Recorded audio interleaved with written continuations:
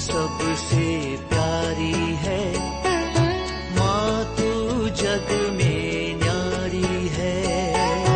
माँ तू सबसे प्यारी है, माँ तू जग में न्यारी है। अपने आंचल में रखना, अपने आंचल में रखना, हमें वरदानों से भरना। माँ तू सबसे प्यारी है, माँ तू जग में न्यारी है। माँ तू सबसे प्यारी है, माँ तू जग में न्यारी है। पिता, पुत्र और पवित्र आत्मा के नाम पर आमीन। आप सबों को जय यीशु। हम लोग माता मरियम के आदर में नोवेना प्रार्थना करते जा रहे हैं। आज तीसरा दिन है। आज तीसरे दिन में माता मरियम के एक और गुण के विषय में हम लोग मनन चिंतन करेंगे, ताकि वो ईश्वरीय गुण हम भी अपना सकें। जैसे एक साधारण गरीब परिवार के एक व्यक्ति के रूप में हम लोग माता मरियम को देखते हैं। यदि उस माता मरियम में इतने अच्छे अच्छे गुण हैं, हम लोग भी उन गुणों को अपना सकते हैं। इसलिए हम लोग माता मरियम की भक्ति करते हुए उनके उन गुणों को अपनाने का प्रयत्न करते हैं। सबसे पहले आज मैं एक करेक्शन करना चाहूँगा। परसों का जो क्लास के अंदर माता मरियम का इमैक्युलेट कंसेप्शन के विषय में जो क्लास लिया था, किसी ने टिप्पणी के अंदर ये लिखा, ब्रदर ये सितंबर नहीं है अगस्त है करके। मैं उसको ढूंढने के लिए, हो सकता है बोलते बोलते कई बार गलतियां हो सकते हैं, मन में कुछ होगा लेकिन मुंह में कुछ और निकला होगा। लेकिन उसको देखने के लिए कहा मैंने अगस्त महीने को सितंबर कहा, वो देखने के लिए मैं जब चेक किया वो तो मुझे नहीं मिला, लेकिन एक और गलती मुझे मिला। वो है माता मरियम का इमैक्युलेट कंसेप्शन का, निष्कलंक गर्भागमन का, जो संत पापा पियूस के द्वारा जो डॉग्मा हमें दिया, उसके विषय में जब बताया, वो वर्ष मैंने गलत बताया। तो मैं धन्यवाद देता हूं जिस व्यक्ति ने मुझे कुछ और कारण बताया। किसी ने अभी तक ये गलत वर्ष का कोई टिप्पणी नहीं लिखा है, इसलिए आप लोग ध्यान से सुन सकते हैं। कुछ गलती दिख रहा है वो बता भी सकता है। मैं इसलिए सेकंड बार देखा तो मुझे मेरे नोटिस में आया, मैंने उस वर्ष को गलत बताया। कई लोग हो सकता है नोट कर रहा है, इसलिए मैं दोबारा उसको करेक्ट करके बोलना चाहूँगा।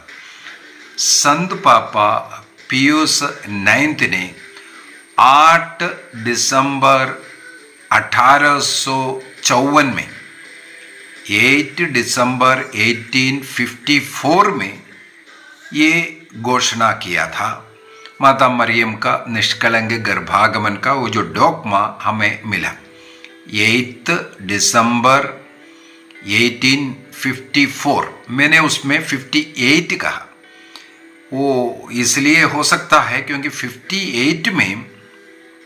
1858 में माता मरियम ने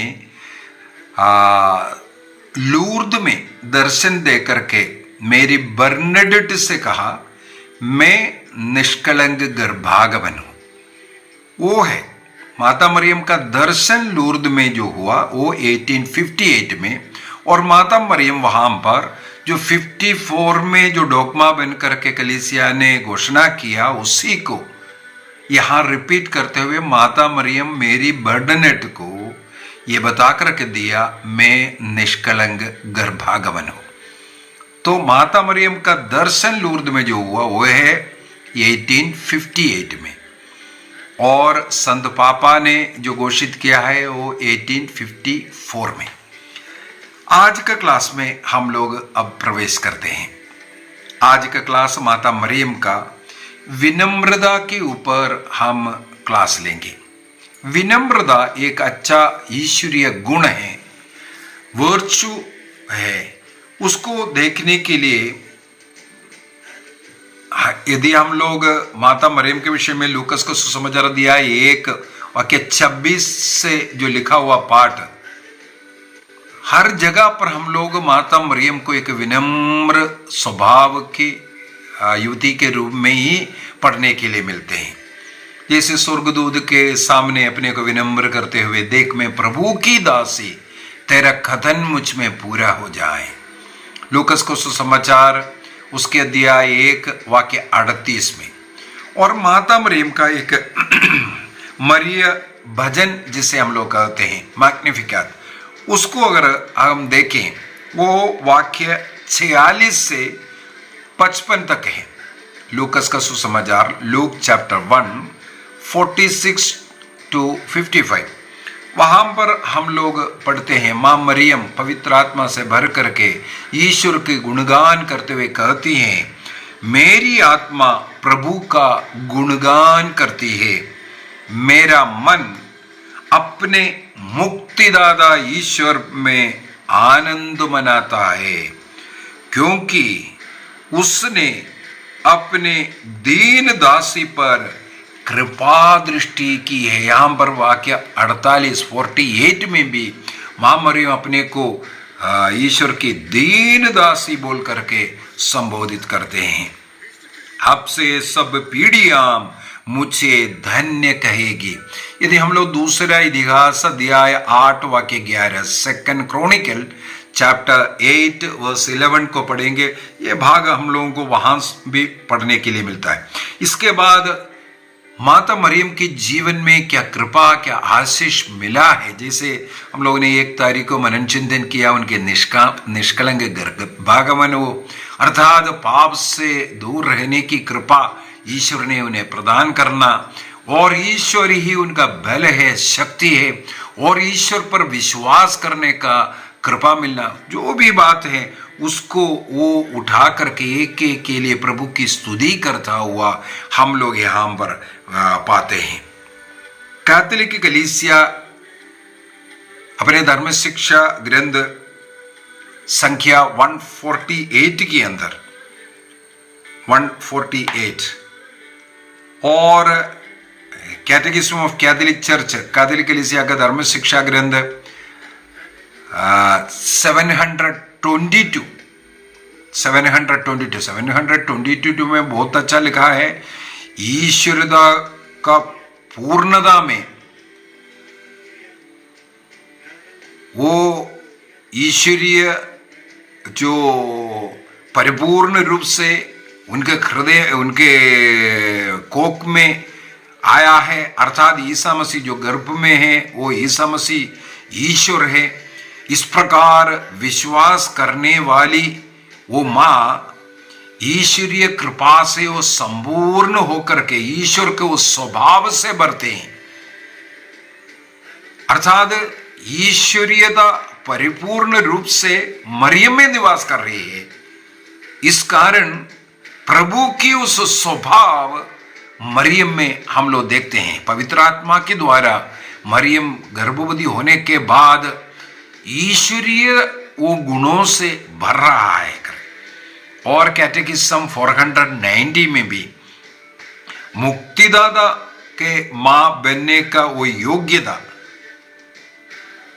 मरियम को इसलिए भी मिल रहा है, उनको ये गुण विनम्रता का ईसा मसीह ने भी कहा, देख मैंने तुम लोगों के सामने एक उदाहरण प्रस्तुत किया। क्यों उदाहरण इसलिए प्रस्तुत किया कि तुम लोग भी इसी प्रकार करो। I have set an example, एक उदाहरण प्रस्तुत किया ताकि हम लोग भी उसके अनुसार चले।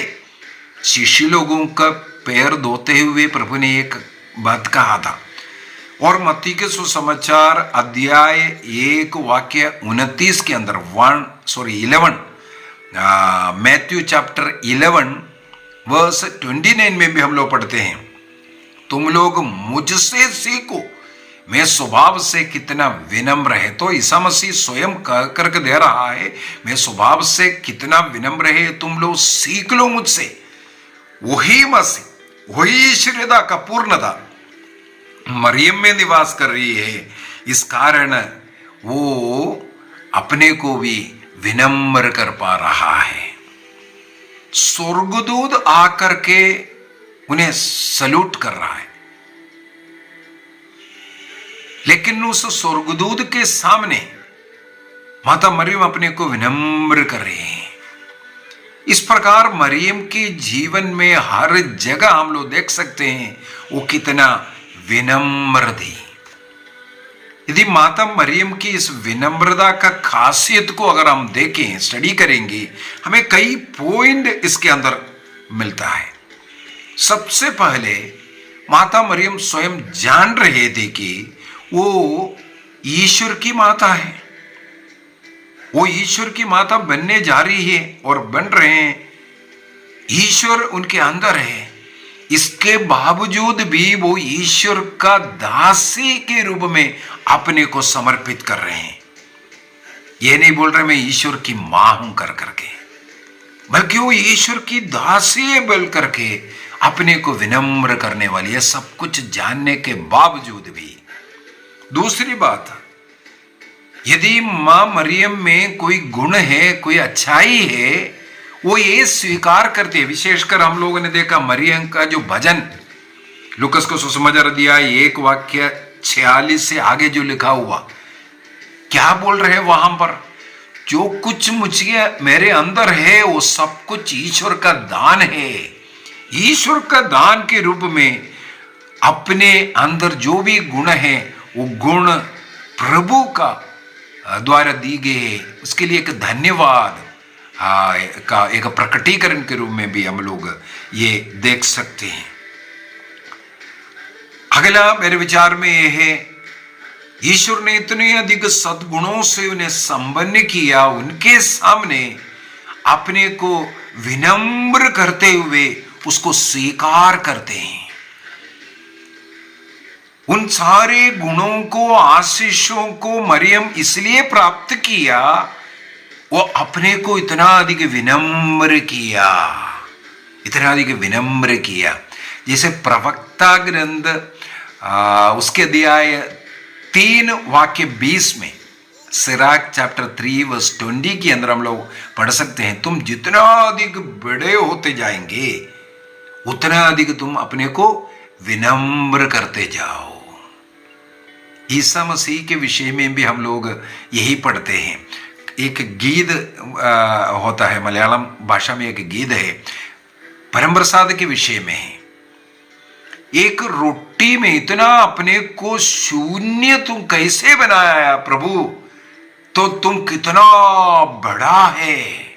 इसका मतलब ऐसे बड़े व्यक्ति ही अपने को इतना शून्य बना सकते हैं। ईश्वर की मां बनने की कृपा जिस नारी को मिला, तो नारियों में धन्य है। इस प्रकार जब लोग उसे पुकार रहे हैं, उतना अधिक अपने को छोटा मानना, विनम्र बनाना, यह है मरियम की उस विनम्रता की खासियत। चाहे अन्य लोग हमारा बढ़ा चढ़ा करके, या हमारे अंदर अन्य अनेकों गुण हैं, हम लोगों के पास धन दौलत पता नहीं क्या क्या नहीं है, ये सब जब हम लोग ये सब प्रभु का देन है, प्रभु ने ये सब कुछ दिया बोल करके अपने को मरियम के समान, ईसा मसीह के समान शून्य बनाएगा, इसी को विनम्र कहते हैं। तो माता मरियम की जीवन में ऐसे अनेकों जगहों पर हमें परख कर सकते हैं, देख सकते हैं। चाहे स्वर्गदूत गब्रिएल का जो संदेश सुनाते वक्त लूकास को सुसमाचार अध्याय 1 वाक्य 36 से 38 तक का जो वचनों को देखें, और या उसके आगे हम लोग देखते हैं उनके कुटुंबिनी एलिजाबेथ से मिलने के लिए जा रहे हैं, क्योंकि वो गर्भवती है बुढ़ापे में, उनका मदद करने के लिए, और 3 महीनों तक उनके प्रसव तक उनके साथ रह करके उनका लिए काम कर दिया, मददगार बन करके रहा। वहां पर हो या माता मरियम के जन्म के सिलसिला में लूकस को सुसमाचार अध्याय 2 में वाक्य 1 से आगे हम लोग ये पढ़ सकते हैं। गर्भवती हैं फिर भी बेथलेहम तक जाना, ये सब में हम लोग, और जो नेटिविटी वो सीन अगर हम देखें, एक गौशाले में बच्चे को जन्म देना, रहने के लिए जगह नहीं फिर भी एक गौशाला, यहां सब हम लोग देख सकते हैं माता मरियम की उस विनम्रता को। और आगे हम लोग देख सकते हैं एक परिवार में विवाह के लिए बुलाया, यूहन्ना का सुसमाचार अध्याय 2 के अंदर। वहां पर जब एक समस्या उत्पन्न हुआ, उस घर में अंगूरी कट रहा है, माता मरियम अपने पुत्र के पास दौड़ करके आते हैं उनका मदद के लिए। यहां सब हम लोग एक विनम्र स्वभाव की, सेवा भाव में हमेशा रहने वाली एक मां का रूप हम लोग देख सकते हैं। इसलिए हम लोग भी माता मरियम के इस ईश्वरीय गुण को, विनम्रता को अपना सकता है। उस विनम्रता का कुछ आध्यात्मिक अर्थ भी है, आत्मिक मीनिंग, स्पिरिचुअल मीनिंग भी है इस विनम्रता का, इस ह्यूमिलिटी का। क्या है हमें मालूम होना चाहिए। इसका जो ऑपोजिट, जो अहंकार, घमंड, वो शैतान का स्वभाव है। यदि पहला हेवा ईश्वर का जो वचन को, आज्ञा को भंग किया, शैतान के वश में पड़ कर उसका जो स्वभाव का विपरीत, अपने को विनम्र करते हुए ईश्वर की सारे वचन मुझ में पूरा हो बोल करके अपने को समर्पित करने वाली शैतान के उस चाल से, या हम लोग बोल सकते हैं शैतान के सिर को कुचलने वाला एक कार्य है। जब जब हम लोग विनम्र बनते हैं, अहंकारी नहीं, घमंडी नहीं, जब हम अपने को छोटा मानते हैं, अन्य लोग हमसे बड़े हैं। फिलिपियों को लिखते हुए संत पौलुस से ही सिखाते हैं। फिलिपियों का पत्र अध्याय 2 वाक्य 2 और 3 को पढ़ेंगे। आप दूसरों को अपने से श्रेष्ठ मानो। दूसरों को श्रेष्ठ मानना, अपने को छोटा मानकर विनम्र करना, ये एक स्वभाव, ईश्वरीय गुण, ये शैतान का सुर को कुचलने के लिए बहुत ही जरूरी है। दूसरी बात, इस गुण के द्वारा अन्य सभी गुणों को अगर हम प्राप्त करना है, विनम्रता के बगैर हम ईश्वरीय अन्य गुणों को प्राप्त नहीं कर सकता। इसका मतलब है ईश्वरीय गुणों का स्रोत, जननी हम लोग बोल सकता है यही विनम्रता। जिन व्यक्ति में विनम्रता नहीं है, उनमें ईश्वरीय अन्य गुण नहीं पा सकता। इसलिए अन्य सभी गुणों का, वर्चुस का स्रोत इस विनम्रता को कहा जाता है। यदि हम लोग माता मरियम के इस स्वभाव को अपनाएंगे, फिलिपियों का पत्र अध्याय 2 वाक्य 5 से आगे भी हम लोग पढ़ सकते हैं। ईसा मसीह का उस मनोभाव को आपको अपनाना चाहिए। कौन सा मनोभाव? इस विनम्रता का।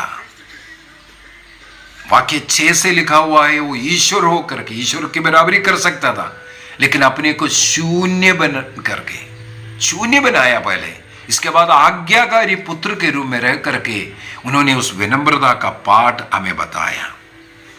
यदि हम लोग याकूब का पत्र को पढ़ेंगे, याकूब का पत्र, जेम्स चैप्टर 4 को मैं पढ़ना चाहूंगा, 4 का 6 में, याकूब का पत्र अध्याय 4 वाक्य 6 वहां पर लिखा है, हमें ईश्वर प्रचुर मात्रा में अनुग्रह देता है। जैसे धर्म ग्रंथ में लिखा है, ईश्वर घमंडियों का विरोध करता है, घमंडियों का विरोध करता है, किंतु विनीतों को अनुग्रह प्रदान करता है। तो संत याकूब पुराना विधान के इस वचन को कोट करते हुए हमें सिखाते हैं, घमंड करेगा ये शैतान का स्वभाव है, इसलिए विरोध होगा। यदि हम जितना अधिक अपने को विनम्र बनाएंगे, ईश्वर हमें अनुग्रह देगा, आशीष देगा, अन्य गुणों को भी देगा। एक और वचन उठाना चाहूंगा, पेतरुस का पहला पत्र उसके अध्याय 5 में, पेतरुस का पहला पत्र अध्याय 5:5 में लिखा है, क्योंकि ईश्वर घमंडियों को विरोध करता, किंतु विनम्र लोगों पर दया करता है। तो संत याकूब और संत पेतरुस हमें वही वचन सिखाते हैं कि हमें घमंडी नहीं, हमें विनम्र बनने की जरूरत है। आज माता मरियम का जो त्योहार मनाते हुए, नवेना करते हुए, आज तीसरे दिन में हम लोग इस स्वभाव को अपनाने का प्रयत्न करेंगे। आइए हम अपनी आंखें बंद करें, प्रभु को धन्यवाद दें। प्रभु हमें भी इस विनम्रता से भर दीजिए, हम अपने को शून्य कर सकें, दूसरों को क्षमा करने वाला, दूसरों के अपराधों को सहन करने वाला, दूसरों की सेवा करने वाला हमें बनाइए। इस ईश्वरीय गुण से हमें भी भर दीजिए। पिता, पुत्र और पवित्र आत्मा के नाम पर आमीन। आप सबों को जय यीशु।